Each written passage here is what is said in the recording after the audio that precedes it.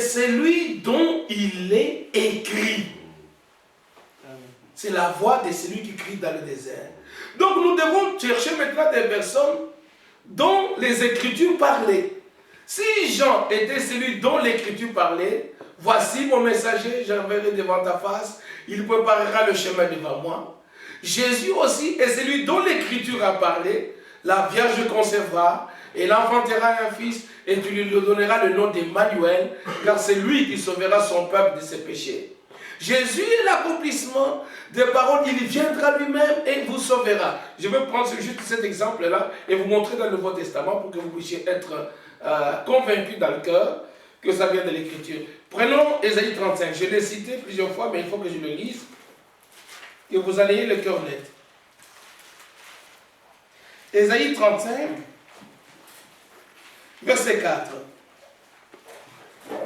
On peut me commencer à 3. Hein?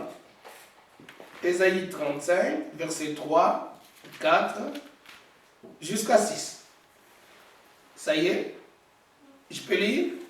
Alright? Fortifiez les mains languissantes. Affermissez les genoux qui chancellent. Dites à ceux qui ont le cœur troublé, prenez courage, ne craignez point. Voici votre Dieu. Ok? La vengeance viendra, la rétribution des dieux. Il viendra lui-même. Qui viendra? Votre Dieu viendra lui-même et vous sauvera. Verset 5. Alors s'ouvriront les yeux des aveugles, s'ouvriront les oreilles des sourds. Alors le boiteux sautera comme un cerf et les langues du muet éclatera de joie. Quand lui-même viendra pour vous sauver, ces choses, ces descriptions doivent être manifestées. Alors, ouvrez avec moi dans le Nouveau Testament, nous sommes dans Matthieu. Matthieu au chapitre 12.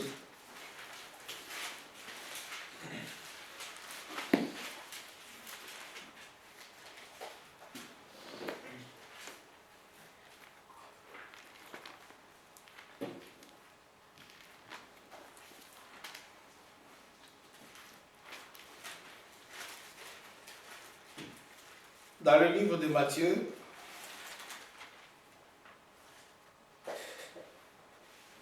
chapitre 11, excusez-moi. Matthieu chapitre 11,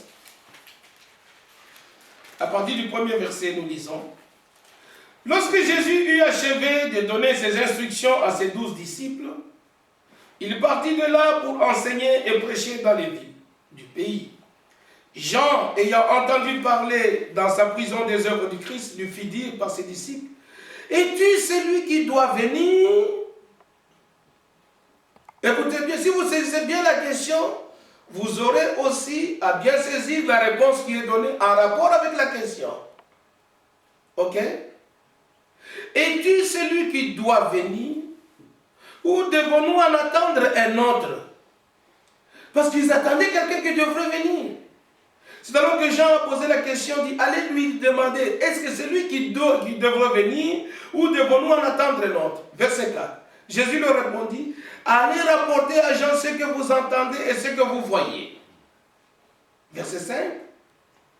Les aveugles voient, les boiteux marchent, les lépreux sont purifiés, les sourds entendent, les morts ressuscitent et la bonne nouvelle est annoncée aux pauvres. Nous avons lu dans Ésaïe 35, au verset 5, alors s'ouvriront les yeux des aveugles, s'ouvriront les oreilles des sourds, le boiteux sautera comme un cerf. Nous voyons ce passage de l'Ancien Testament être confirmé dans le Nouveau Testament. Donc, c'est celui dont l'Écriture disait, quand il viendra lui-même pour vous sauver, ces choses s'accompliront. C'est pourquoi il est toujours intéressant et capital de prendre l'Ancien et le Nouveau Testament ensemble. Vous saisissez? Dans l'Ancien Testament, les promesses ont été faites, les promesses ont été données. Dans le Nouveau Testament, les promesses ont été accomplies. C'est ainsi que nous réalisons que Jésus, qui est venu, n'est pas une autre personne, si ce n'est Dieu lui-même manifesté dans la chair de l'homme, à cause de l'homme, pour sauver l'homme de l'état du péché et de la mort, et le ramener à la position de la vie. Ça, c'est une grâce. Ça, c'est un cadeau que Dieu a donné à l'humanité. Saisissez-vous un peu la chose. Il est venu lui-même. Et quand il est venu dans le monde, il est né. Ce n'était que pour un but. Parce que Dieu voulait que toi et moi, nous puissions naître de nouveau. Par notre première naissance, nous sommes tous nés dans le péché, conçus dans l'iniquité, et en venant au monde, proférant des mensonges.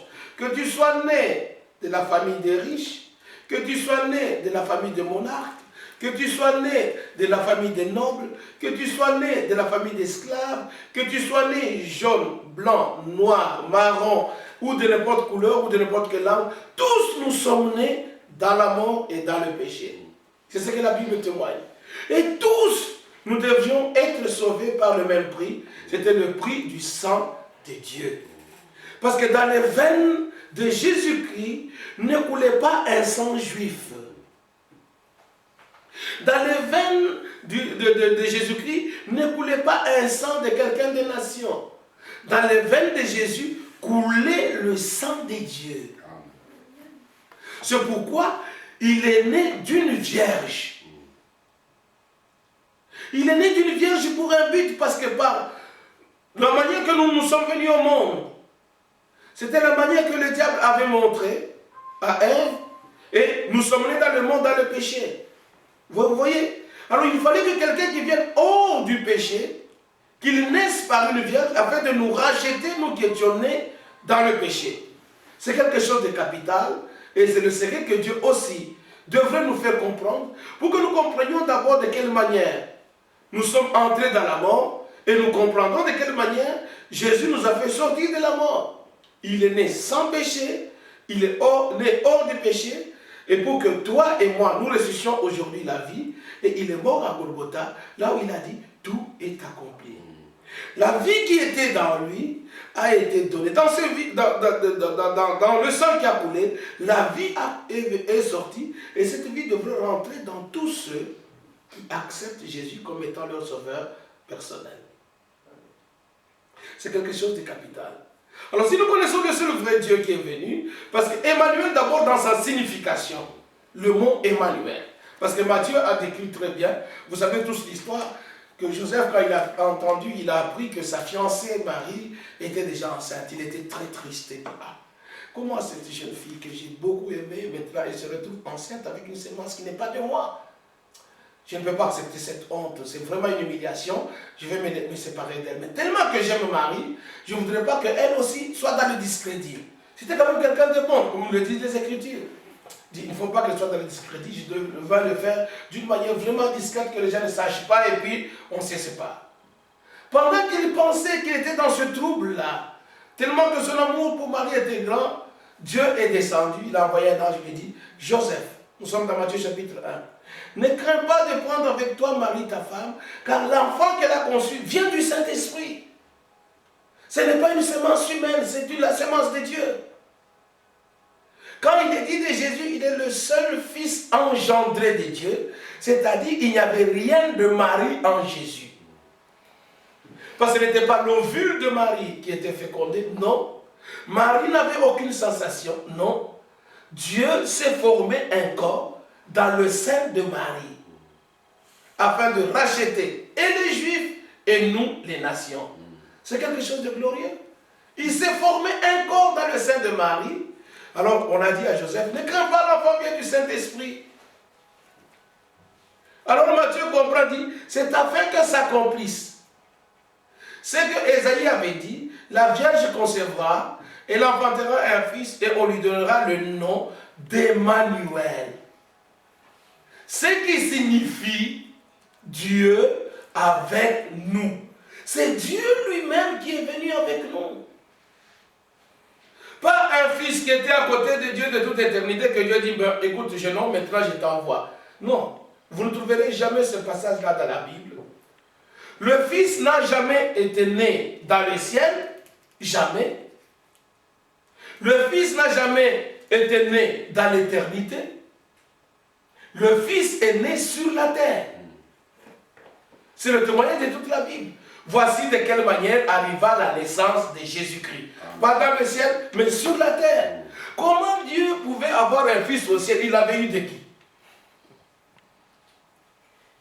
Vous saisissez? Ce sont des vérités bibliques qui ont été détournées et les gens sont restés dans l'ignorance et ils ont formé des religions qui ne peuvent pas conduire les gens à Dieu. Or, les gens doivent retourner à la connaissance du seul vrai Dieu. Ok? Après que le Fils soit né, c'est alors que Dieu pouvait l'envoyer. Croyez-vous que Moïse était l'envoyé de Dieu? Je pose la question. Mais Moïse, était-il au ciel pour que Dieu l'envoie? Il était d'abord né et Dieu l'a envoyé. Tous les prophètes sont appelés dans la Bible les envoyés de Dieu. Mais les envoyés de Dieu étaient d'abord nés et Dieu les a envoyés. C'est de la même manière, Jésus est né et Dieu l'a envoyé. Dieu a tant aimé le monde qu'il a envoyé son Fils seul engendré, afin que quiconque croit en lui ne périsse point, mais qu'il ait la vie éternelle. Et la Bible dit très clairement, voici le témoignage que Dieu a donné. Nous sommes dans 1 Jean.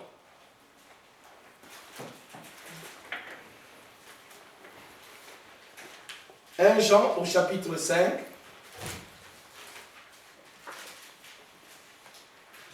À partir du verset 9. 1 Jean 5, verset 9. Si nous recevons le témoignage des hommes, le témoignage de Dieu est plus grand, car le témoignage de Dieu consiste à ce qu'il a rendu témoignage à son Fils. Verset 10. Celui qui croit au Fils de Dieu a ce témoignage à lui-même.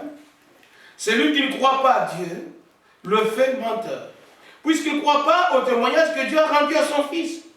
Verset 11. Et voici ce témoignage, c'est que Dieu nous a donné. Il nous a donné, c'est un cadeau. Si quelque chose vous est donné, recevez-le. Ok? Il nous a donné la vie éternelle et que cette vie est dans son Fils. La vie n'était pas dans les religions que les Juifs avaient fait. Parce que les Juifs eux-mêmes, ils s'étaient maintenant éloignés de la parole de Dieu. Au lieu de rester seulement avec la Torah et les écrits des prophètes, ils ont eu d'autres livres, la Mishnah, le Talmud de Jérusalem, le Talmud de Babylone, et tous les autres livres dans lesquels ils ont ajouté des choses eux-mêmes. Nous n'avons pas besoin de ce que les gens ont ajouté. C'est ainsi que je vous ai dit au début qu'aucune religion n'est sauve. Et vous ne trouverez Dieu dans aucune religion. Dieu, on ne peut le trouver que dans sa parole. Amen. Et la vie éternelle, il ne l'a pas donnée dans les religions ou dans les églises. La vie éternelle, il nous l'a donnée dans son Fils. C'est ainsi que nous trouvons maintenant cette expression qui dit, ici, nous sommes au verset 12, celui qui a le Fils a la vie. Celui qui n'a pas le Fils de Dieu n'a pas la vie. Celui qui a le Fils, il a la vie. Celui qui a Jésus, il a la vie. Celui qui n'a pas Jésus, il n'a point de vie. Car Dieu, 2 Corinthiens chapitre 5, verset 19, Dieu était en Christ, réconciliant le monde avec lui-même, en n'imputant point aux hommes leurs offenses. C'est en Christ que Dieu a rencontré l'humanité. C'est en Christ que l'humanité doit rencontrer Dieu. Le lieu de rencontre où Dieu nous invite, toi et moi, c'est en Jésus-Christ. Car Dieu était en Christ, nous allons en Jésus-Christ. Et en Jésus-Christ, c'est en lui que nous allons rencontrer Dieu. Dieu était en Christ, réconciliant le monde avec lui-même, en n'imputant point aux hommes leurs offenses. Parce qu'en Christ, la plénitude, il est bien dit, Colossiens chapitre 1, verset 9, la plénitude de la divinité a habité corporellement dans un seul homme appelé Jésus-Christ. Celui qui voyait Abraham, il ne voyait qu'Abraham. Celui qui voyait Moïse ne voyait que Moïse. Celui qui voyait Ésaïe ne voyait que Ésaïe. Mais celui qui a vu Jésus pouvait dire, j'ai vu Dieu manifesté en chair. C'est pourquoi dans Jean chapitre 14, là où mon frère a lu les 3 premiers versets, mais si vous continuez la suite, il est dit, Thomas lui dit, Philippe lui dit, montre-nous le Père, et cela nous suffit. Jésus lui dit, mais il y a si longtemps que je suis avec vous, et tu ne m'as pas connu, Philippe. Ne sais-tu pas que je suis dans le Père, et que le Père est à moi? C'est lui qui m'a vu, il a vu le Père. Amen. Le Père s'était révélé dans le Fils. Vous saisissez un peu, mes amis? C'est la grande révélation que le monde a perdue. Ils se sont vautrés dans leur explication que Tertullien avait amené d'abord dans cette église appelée universelle, et cela a ensorcelé, excusez-moi le terme, ça a ensorcelé tous les autres groupes et toutes les autres églises en croyant dans une forme trinitaire de Dieu. Et ce terme-là, vous ne le trouverez jamais dans la Bible que vous avez devant vous. Ça n'a jamais existé, ça n'existait pas et ça n'existerait pas. C'est une invention des hommes. Alors quelque chose que les hommes ont inventé ne peuvent jamais amener les hommes à Dieu.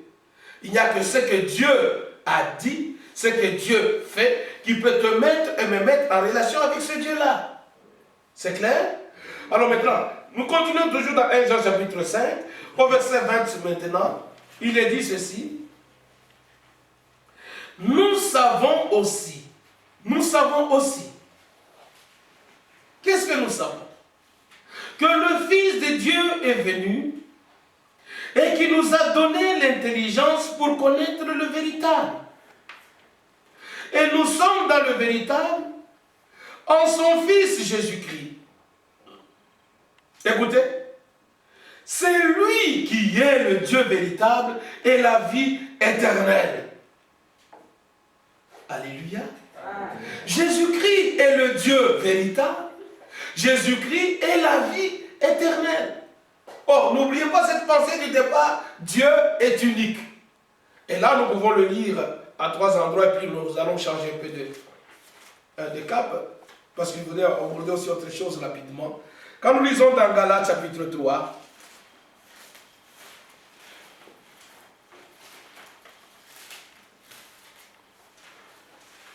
Galates chapitre 3, au verset 20, il est écrit ceci. Or, le médiateur n'est pas médiateur d'un seul, tandis que Dieu est un seul. C'est une affirmation ferme. Dieu est un seul. C'est clair? Nous lisons dans Romains, au chapitre 3, au verset 30.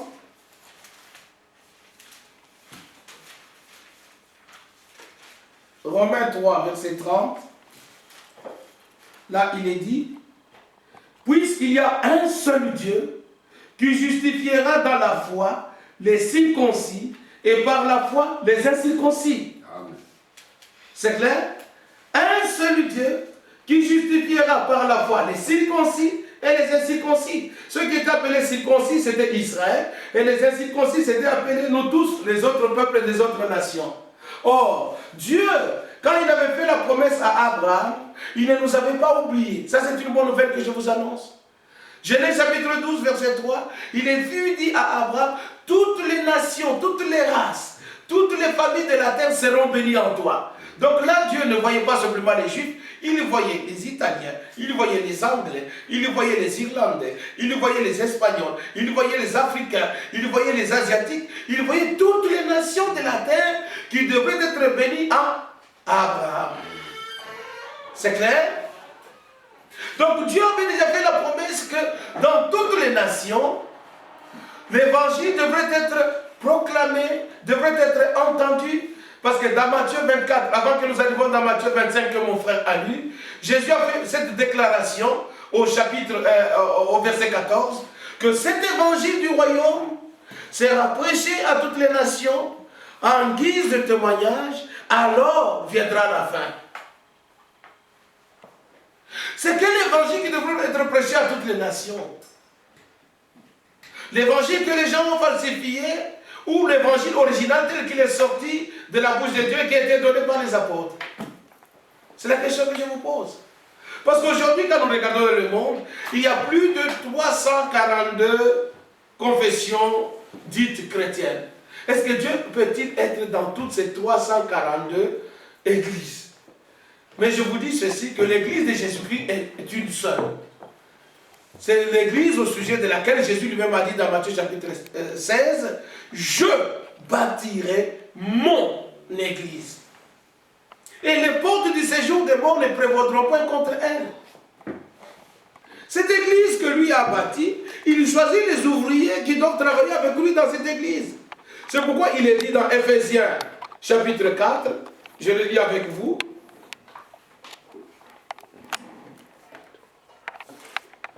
Ephésiens chapitre 4. J'aimerais, mes amis, que vous soyez convaincus par les Saintes Écritures. Nous ne racontons pas des fables. Nous voulons nous laisser être convaincus par la Bible. Dans Ephésiens chapitre 4,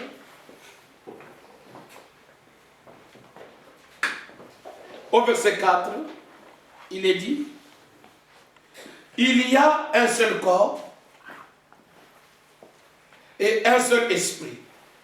Comme aussi vous avez été appelés à une seule espérance par votre vocation. » Écoutez, il y a un seul Seigneur. Puissions-nous tous dire Amen? Amen. Un seul Seigneur. Il n'y a pas deux Seigneurs, un seul Seigneur. Le Seigneur de l'Ancien Testament, c'est le même Seigneur du Nouveau Testament. Dans l'Ancien Testament, c'est le passage entre l'Ancien et le Nouveau qui trouble les gens aujourd'hui. Le passage de l'Ancien Testament au Nouveau Testament. C'est pourquoi Jean-Baptiste était le pont entre l'Ancien et le Nouveau Testament et nous présentait le Seigneur de l'Ancien Testament, au sujet duquel déjà il avait été dit lors de sa naissance, Luc chapitre 1 verset 11, les anges ont dit aux bergers, aujourd'hui, dans la cité de David, il vous est né un sauveur. Ce sauveur-là qui est né, c'est le Christ. Et le Christ là, c'est le Seigneur. Le Nouveau Testament n'était pas encore écrit. Mais de quel Seigneur s'agissait-il? Or, nous avons lu avec vous dans Deutéronome chapitre 6 que le Seigneur, notre Dieu, est l'unique Seigneur. Donc c'est le Seigneur de l'Ancien Testament qui est né à Bethléem. Il a pris une forme visible d'apparence, maintenant, non simplement à l'esprit comme il apparaissait dans l'Ancien Testament, mais dans une forme, dans un corps de chair. Car c'est dans cette chair que nous avions péché. Il fallait qu'il vienne dans un corps semblable à celui du péché pour nous racheter de la mort et du péché. Et qu'à son retour, lorsqu'il paraîtra, nous puissions revêtir, nous puissions être semblables à lui dans un corps de résurrection, un corps glorifié. Voyez-vous? Alors il dit, il n'y a qu'un seul Seigneur. Le Seigneur dans l'Ancien Testament a porté le nom de Yahweh. Ce Seigneur, quand il vient maintenant nous sauver, il porte le nom de Jésus. Parce que Jésus veut dire Yahweh sauveur. Aussi vrai qu'Emmanuel veut dire Dieu avec nous, Jésus veut dire Yahweh est sauveur. Le Dieu qui est venu dans la chair, il est venu nous sauver. Il fallait qu'il soit un homme de la même nature que nous pour pouvoir nous racheter. Parce que Dieu en tant qu'esprit, personne ne l'a jamais vu sous cette forme-là. C'est 1 Timothée, chapitre 1, verset 17. 1 Timothée, chapitre 6, verset 15 et 16, dit, il habite une lumière inaccessible, que nul homme n'a vu ou ne peut voir. Le Dieu invisible, il est devenu visible dans la peau de Jésus. C'est pourquoi il est écrit dans Colossiens 1, verset 18, Jésus-Christ est la manifestation, il est l'image du Dieu invisible. L'image du Dieu invisible. Adam a été fait à l'image de Dieu, mais Jésus, lui, est l'image même de Dieu. C'est ça la différence. Et par le premier Adam, nous avons été entraînés dans la mort, mais par le deuxième et le dernier Adam, qui est Jésus-Christ, nous sommes sortis de la mort et nous sommes passés de la mort à la vie. Parce qu'il y a le premier Adam et il y a le dernier Adam. Comme la première création avait chuté, la nouvelle création que Dieu devrait commencer, et il ne devrait la commencer que par Jésus-Christ, cette nouvelle création, elle doit exister pour l'éternité. Donc, heureux les hommes et les femmes qui croient dans ce Jésus, comme le disent les Écritures. Cela est d'une importance capitale.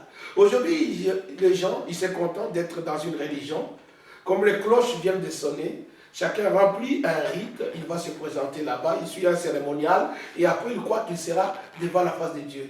Laissez-moi vous dire ce matin que beaucoup seront déçus ce jour-là. Mais vous avez eu le privilège ce matin d'écouter la parole de Dieu. Ne résistez pas dans votre cœur. Croyez, recevez, acceptez, comme le disent les Écritures, la même vie de Jésus-Christ va entrer en vous et vous serez ravis lorsque Jésus paraîtra et que vous paraîtrez aussi devant sa face. Ok? Ici dit, il n'y a qu'un seul Seigneur, une seule espérance, une seule foi. Mais c'est laquelle? La foi catholique? La foi méthodiste? La foi anglicane? Parce que et les catholiques, et les méthodistes, et les protestants, les anglicans, tous se retrouvent dans ce qu'ils appellent le Conseil mondial des églises. Et dit, bon, l'essentiel est que nous croyons dans un seul Dieu, que chacun reste dans ce qu'il croit, mais soyons unis ensemble. Ce n'est pas de cette unité-là que nous voulons que vous puissiez faire partie. C'est la mort. Parce qu'il faut que tous soient liés ensemble pour bien partir dans le jugement et la condamnation. Mais Dieu t'invite, il m'invite, il nous invite à nous unir sous une seule tête, pas la tête de Rome, pas la tête des Vatican, mais la tête qui est Christ. Et Christ est la révélation du mystère des dieux. Ok?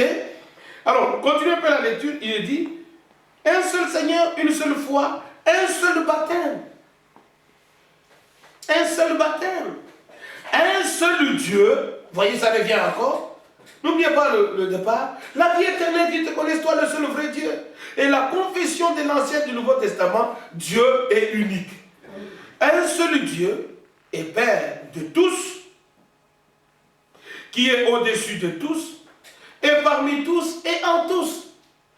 Le seul et unique, au-dessus de tous, il se révèle en tant que Père.